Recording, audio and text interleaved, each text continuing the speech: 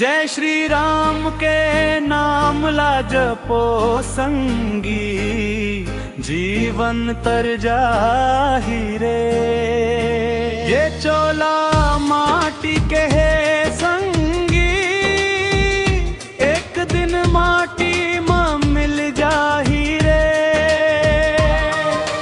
राम राम जपो, कृष्णा कृष्णा जपो, भक्ति के ज्योत जलाही रे। जय श्री राम के नाम ला जपो संगी, जीवन तर जाही रे।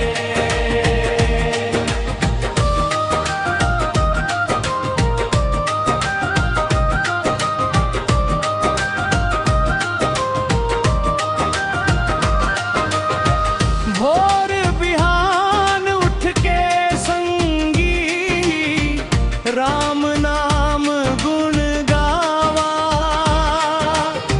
रामायण के चौपाई गा गा के मन मंदिर महकावा। पवन सुत हनुमान के महिमा, गली गली गूंजा ही रे। जय श्री राम के नाम ला जपो संगी, जीवन तर जाहि रे।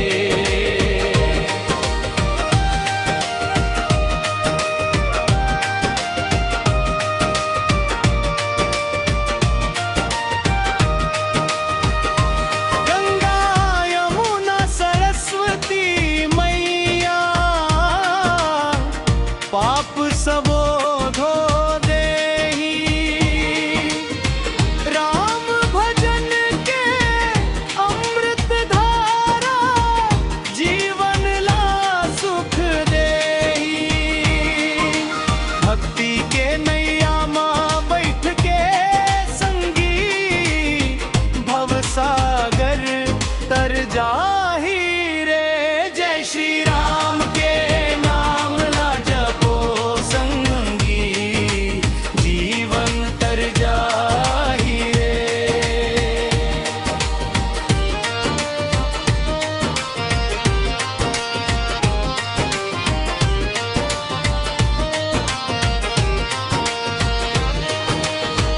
राम लक्ष्मण भरत शत्रुघ्न, चारों भाई दुलार।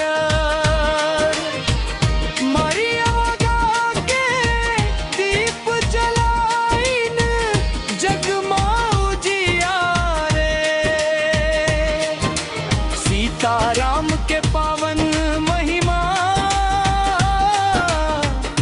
हर दुख दूर भगाही रे।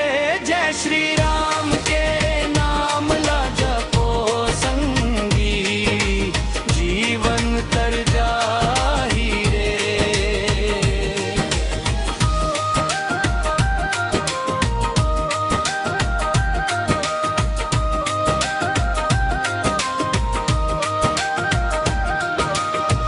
रामायण गाले गुण गाले, जीवन सफल बना ले।